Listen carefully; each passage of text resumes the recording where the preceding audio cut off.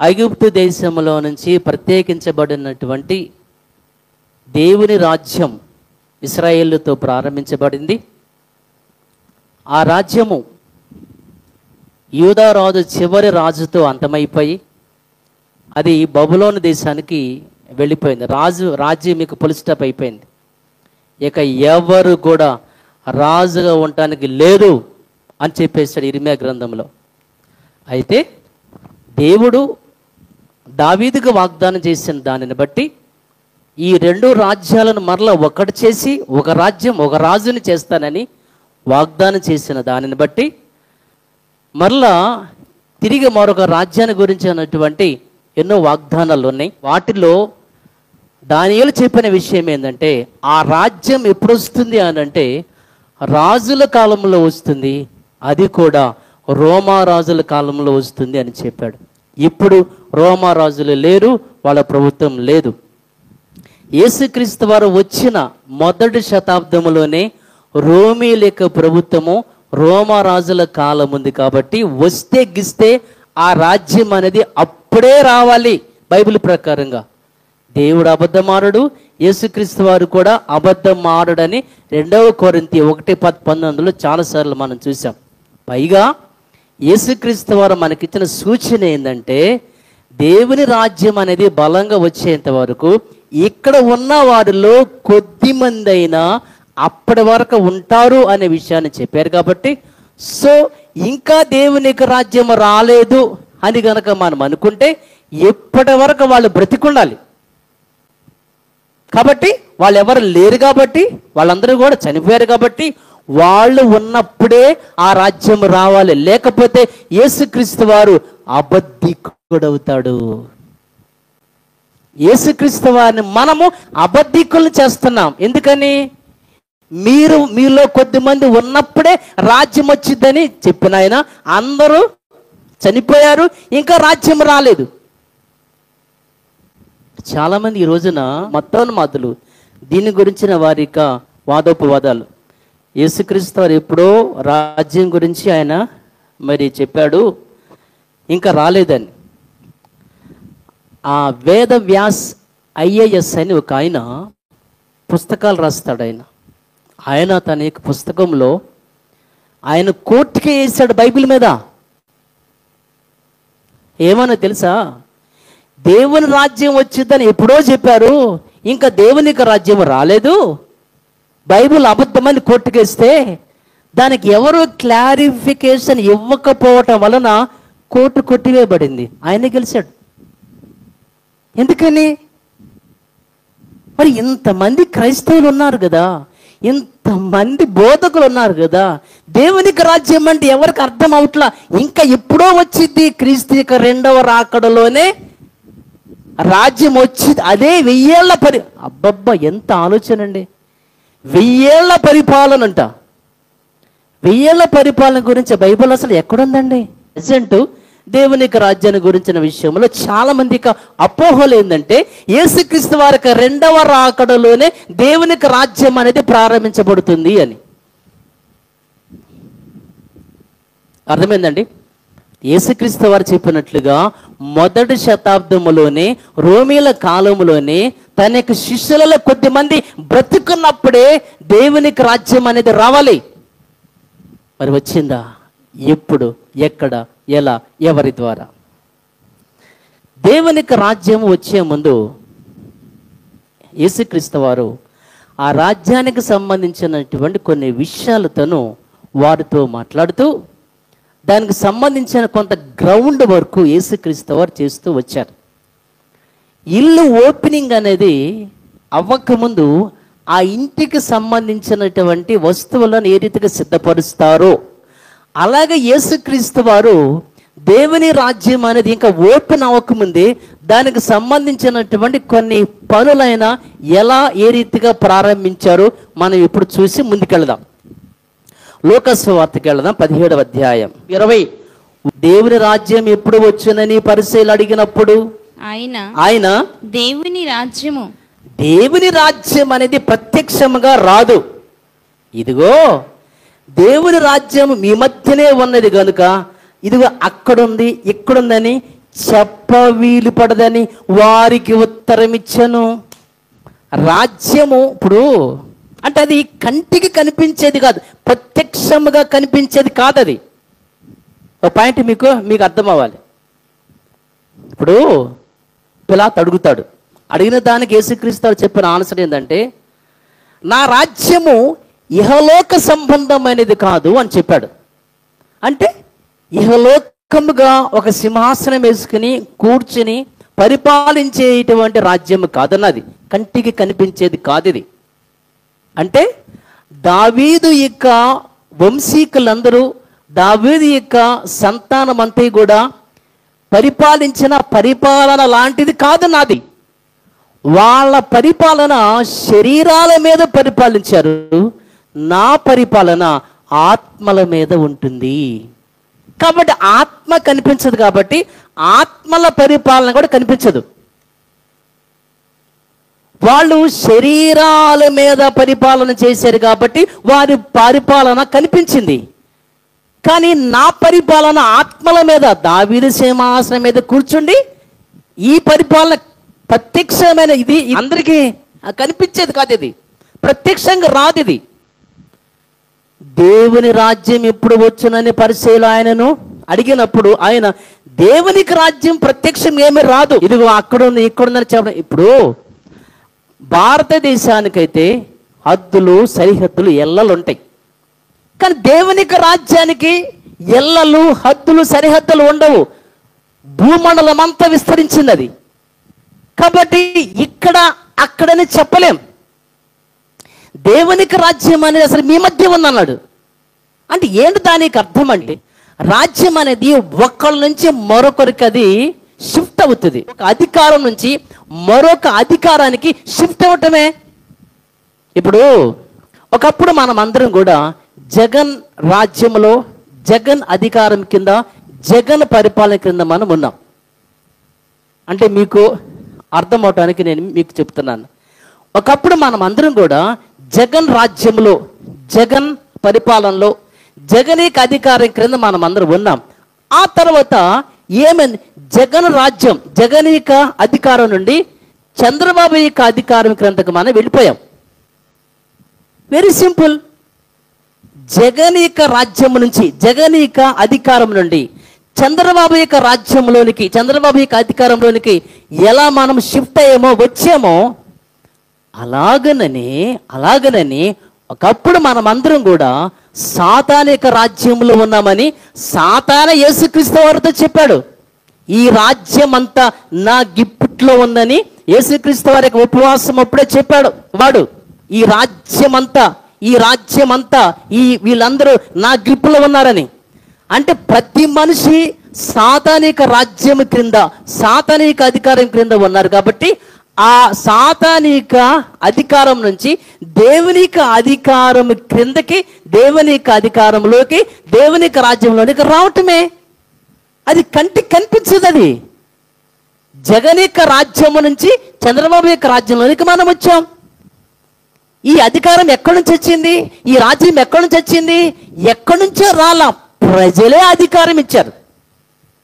ఒకప్పుడు 151 సీట్లతో జగన్కి అధికారం ఇచ్చారు. ఒకప్పుడు జగన్కి అధికారం ఇచ్చారు ప్రజలే. ఇప్పుడు ఈ ప్రజలే చంద్రబాబుకి అధికారం ఇచ్చారు.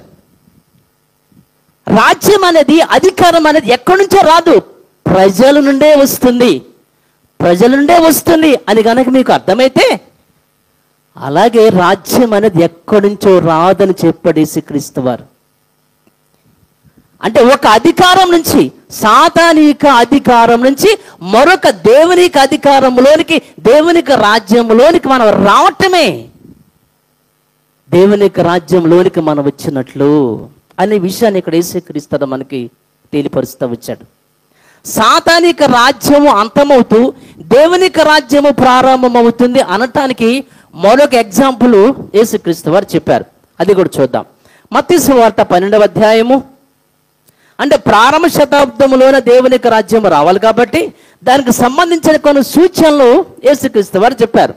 12వ అధ్యాయం మత్తయి సువార్త 22 నుంచి 28 వరకు రాసుకోండి మీరు.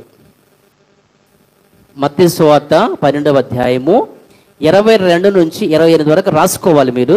అయితే ఇది మొత్తం మనం చదవడం వీలు పడదు కాబట్టి నేనే మీకు చెప్తా.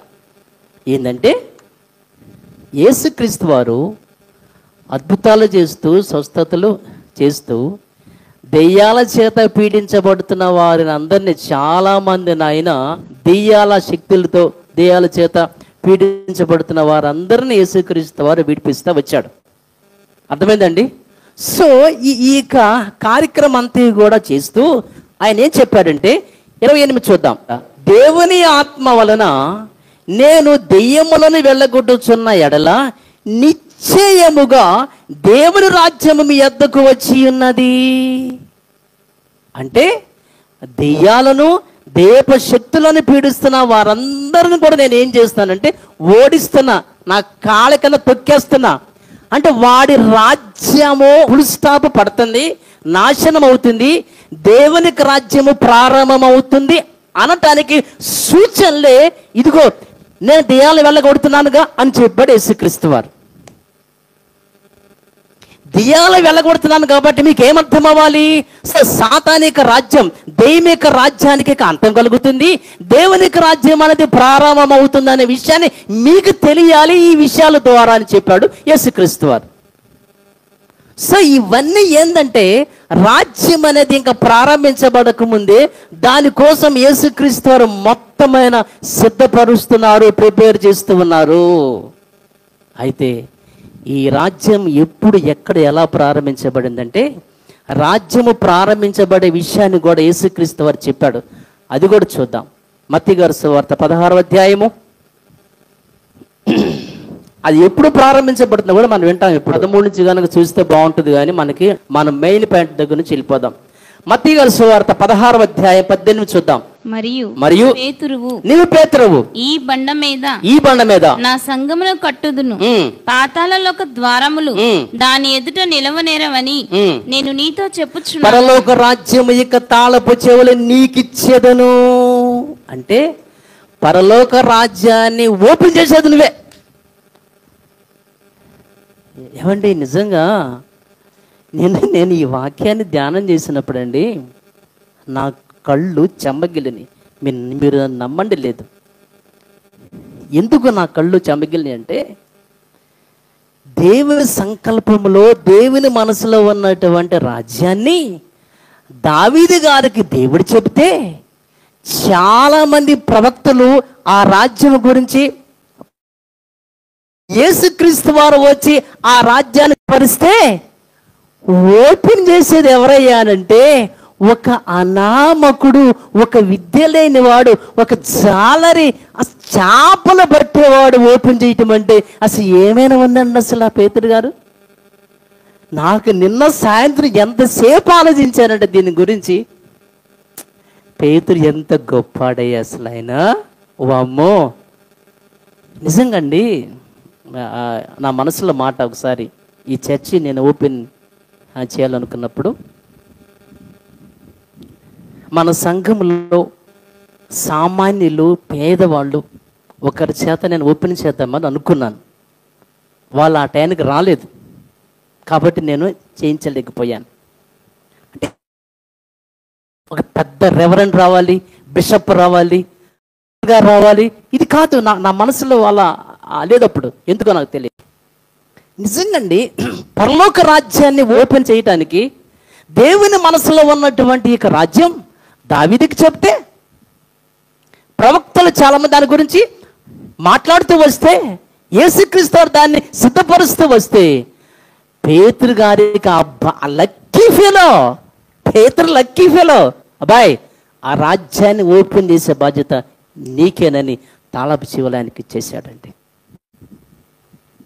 పేతురు గారు దాన్ని ఓపెన్ చేశాడు. ఎక్కడ, ఎప్పుడు, ఎలా అని కనుక ఆలోచన చేస్తే అపోస్తల కార్యానికి వెళ్దాం. 2వ అధ్యాయం.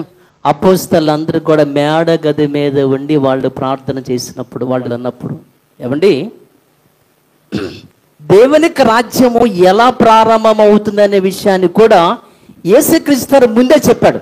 అది చూసి మళ్ళీ మనకి ఇక్కడికి వద్దాం. మార్కు సువార్త 9:1.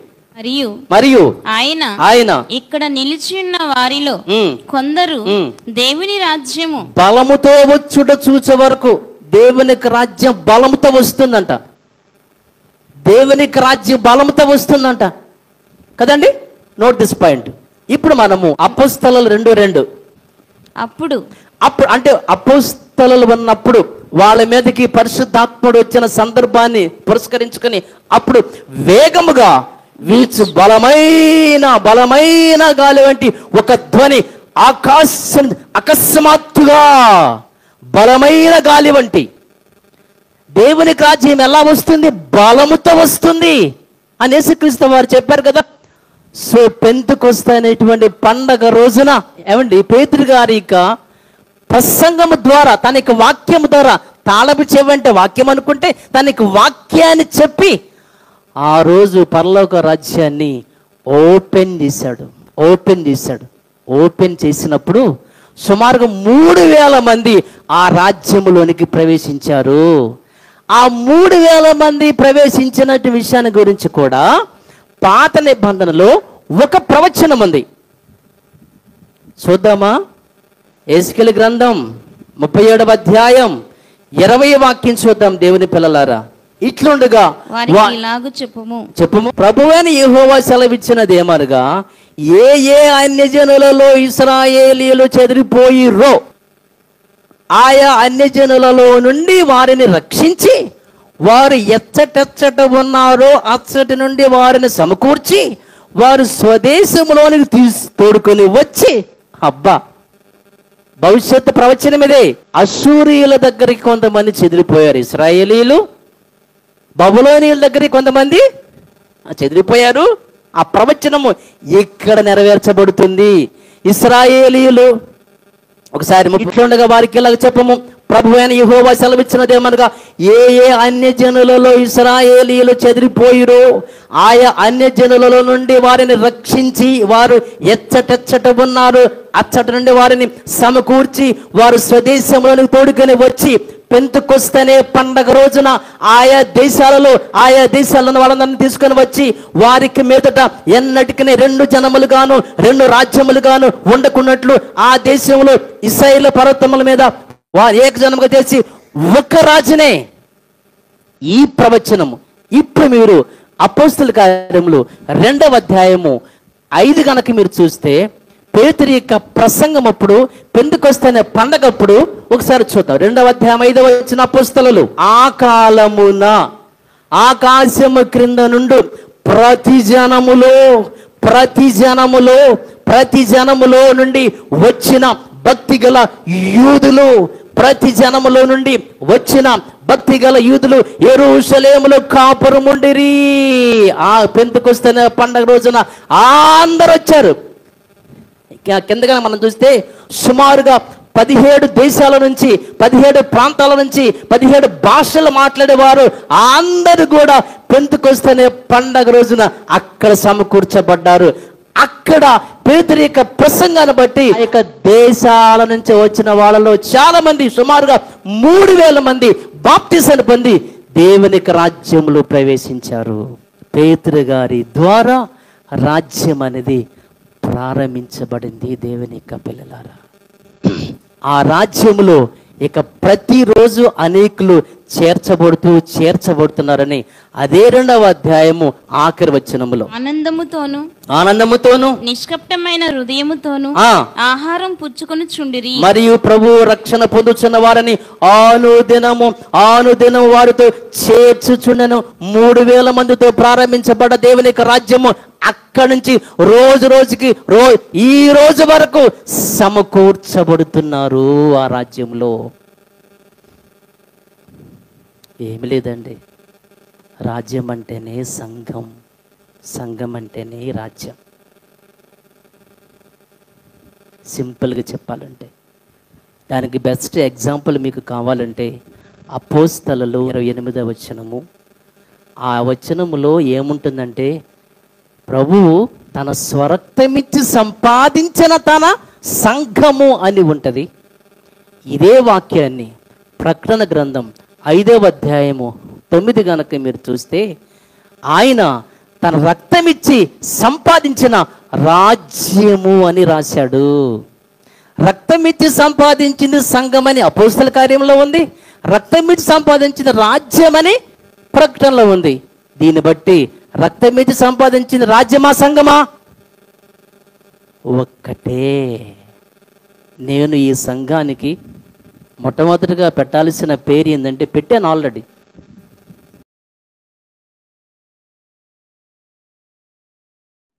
యేసు రాజు రాజ్యము అని. మన సంఘం అని ఒకటే కాబట్టి సంఘం అని పేరు పెట్టాను. యేసుక్రీస్తు సంఘం అని ఫస్ట్లో పేరు దీనికి అసలు మన సంఘానికి. కానీ నా ఇక మనసులో ఎప్పుడు ఒక ఆలోచన ఉంటుంది ఏంటంటే, మన వాళ్ళు చాలామంది పాటలో ఏం పాడతారంటే, యేసు రాజుగా వచ్చుచున్నాడు, ఆయన ఈ లోకాన్ని రాజ్యాన్ని స్థాపిస్తారని పాటలు పాడతారు. యేసు రాజుగా రావటం ఏంటండి? ఏమండి, క్రిస్మస్ పండుగప్పుడు యూదులు రాజుగా పుట్టిన వాడు ఎక్కడైనా ప్రసంగాలు చేస్తున్నారా? వింటారా? చేస్తారు, వింటారు.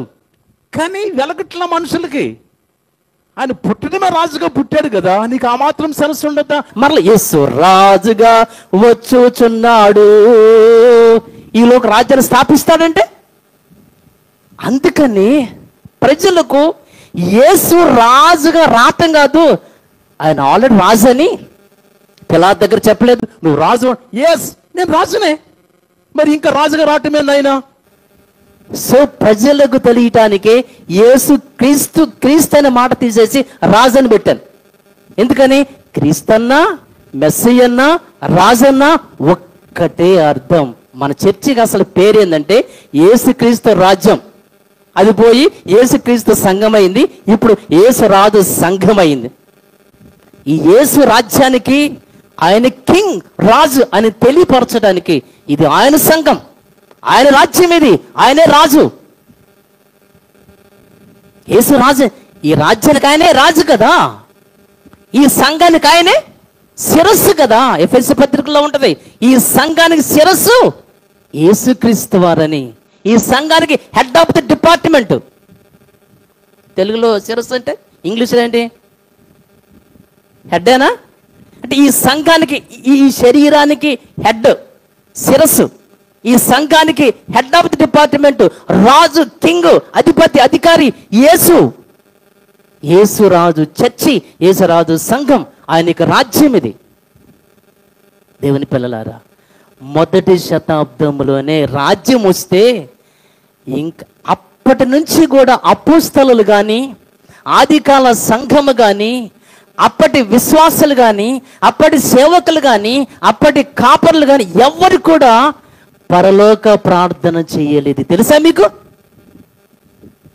క్రొత్త నిబంధనలో 26 పుస్తకాలలో అపోస్తలు రాసినటువంటి సువార్తలో ఎక్కడ కూడా అపోస్తలు ఎవరు కూడా పరలోక ప్రార్థన చేసినట్టు లేదు. ఎందుకని?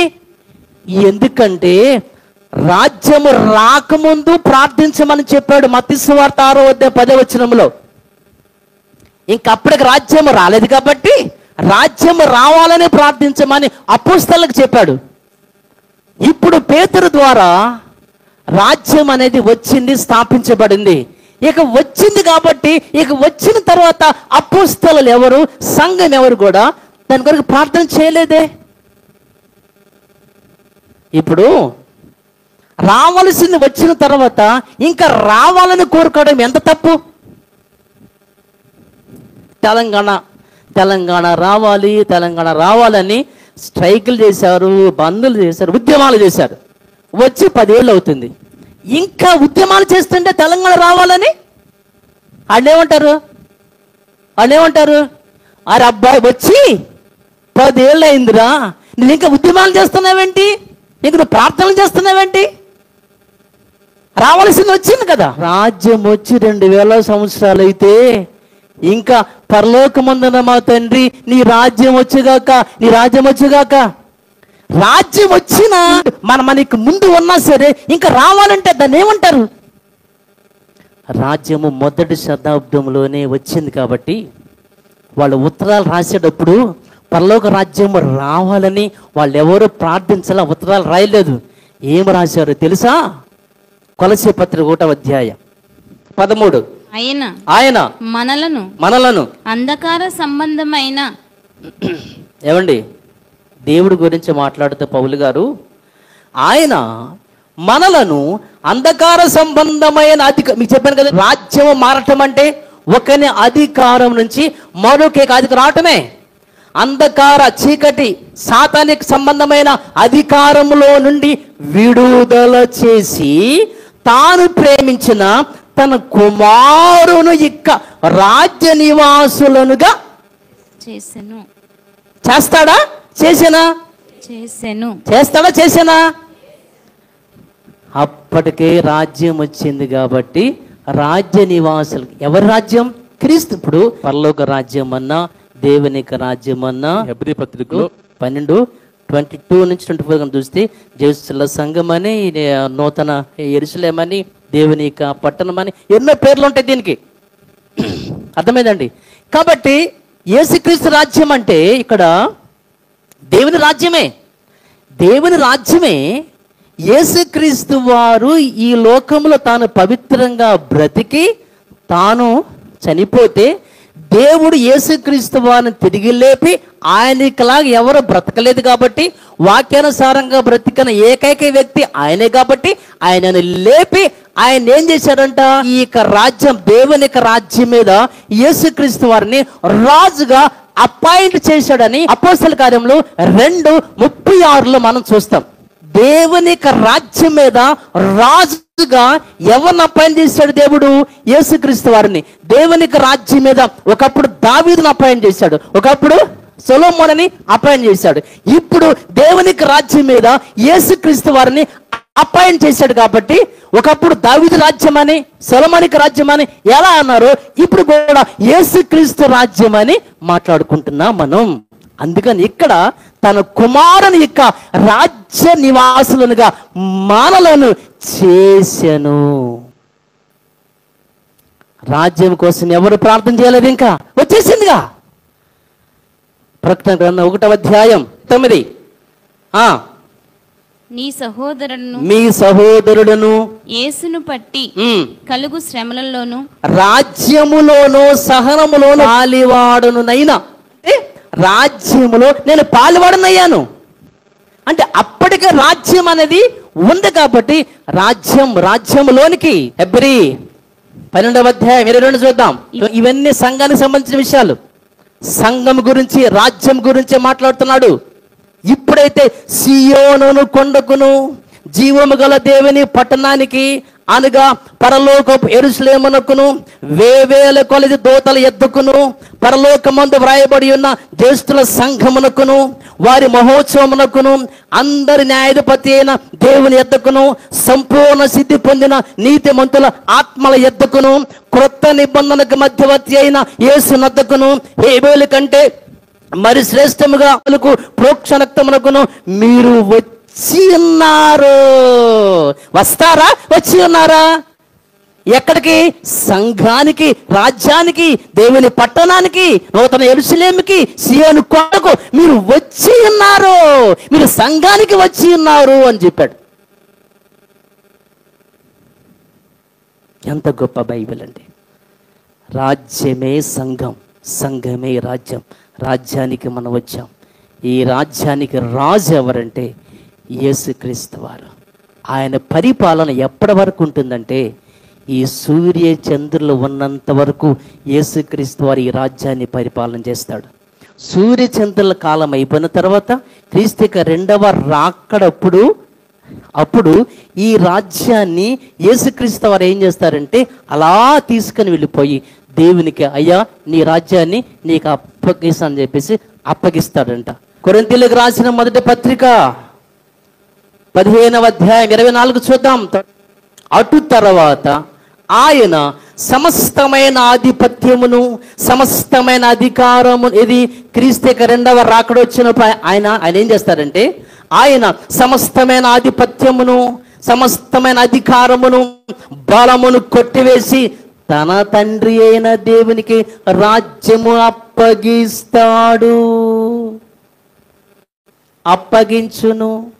ఆయనకున్న అధికారం, ఆయనకున్న ఆధిపత్యం, ఆయనకున్న రాజరికము, ఆయన సమస్తము కొట్టిపడేస్తాడు. ఇక కొట్టేసి ఈ రాజ్యం అనగా ఈ సంఘాన్ని అలా తీసుకుని వెళ్ళి తండ్రికి అప్పగించేస్తాడు. అది అప్పుడు అంతము. అప్పటి వరకు యేసుక్రీస్తు వారు ఈ రాజ్యాన్ని, ఈ సంఘాన్ని పరిపాలన చేస్తూ ఉంటాడు.